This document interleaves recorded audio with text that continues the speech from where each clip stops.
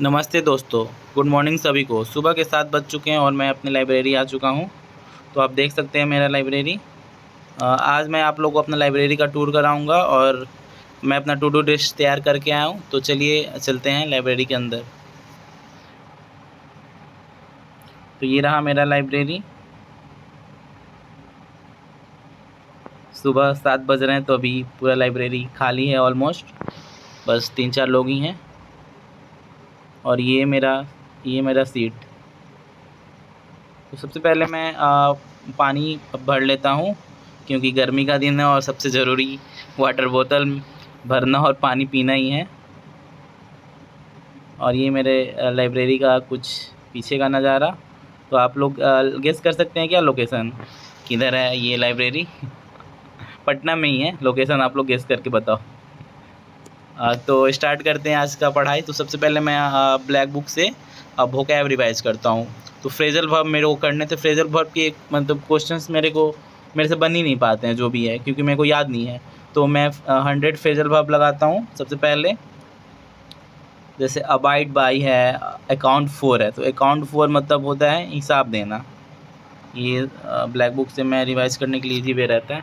उसके बाद मैं अपना कल मॉक दिया था ना, तो उसको एनालाइज़ करना था।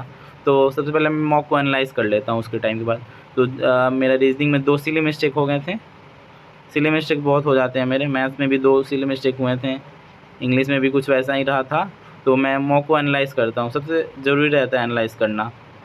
तो उस क्वेश्चन को जो भी मेरा क्वेश्चन रॉन्ग होता है तो मैं उसको लिख के और उसको थोड़ा डिटेल में बनाने की कोशिश करता हूँ, क्योंकि बाद में वो चीज़ सेम मिस्टेक नहीं होनी चाहिए।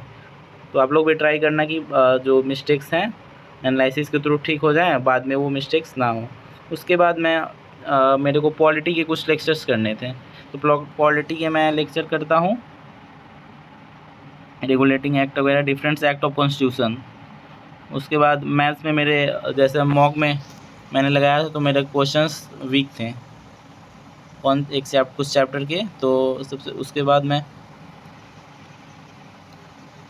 मैथ्स के क्वेश्चन करता हूँ, PYQ बेस 100 क्वेश्चंस मैं लगाता हूँ इस चैप्टर के। उसके बाद मैं लंच ब्रेक लेता हूँ, तो मैं अपने रूम पे जाता हूँ। लंच ब्रेक के बाद और रेस्ट करने के बाद मैं आराम करने के बाद अपने लाइब्रेरी फिर आता हूँ 3 बजे के आसपास। रेस्ट करना ज़रूरी होता है, क्योंकि थोड़ा बहुत थक जाता हूँ पढ़ते पढ़ते। तो आते ही सबसे पहले मैं अपने स्टैटिक जीके के नोट से स्टैटिक जीके रिवाइज करता हूँ। Classical dance of India. तो 8 क्लासिकल डांस होते हैं हमारे। तो आप लोग बताएंगे कि जो सबसे नया क्लासिकल डांस है वो कौन सा है। सब रिवाइज करने थे। वैसे मैं बहुत बार ये सब पढ़ चुका हूँ, फिर भी क्वेश्चंस रॉन्ग हो जाते हैं कोई। इकोनॉमिक्स से लेक्चर लगाया मैंने। इकोनॉमिक्स तो मेरे को बहुत हार्ड लगता है, इकोनॉमिक्स और ज्योग्राफी। तो उसकी वजह से मेरे को इसका लेक्चर दोबारा देखना पड़ रहा है। उसके बाद मैं एरर डिटेक्शन कर लेता हूँ क्यू इंक चैनल से, जो कि काफ़ी अच्छा एक्सप्लेन करते हैं सर इसमें। तो थैंक यू दोस्तों, ये रहा मेरा mini blog. So subscribe my channel. Thank you.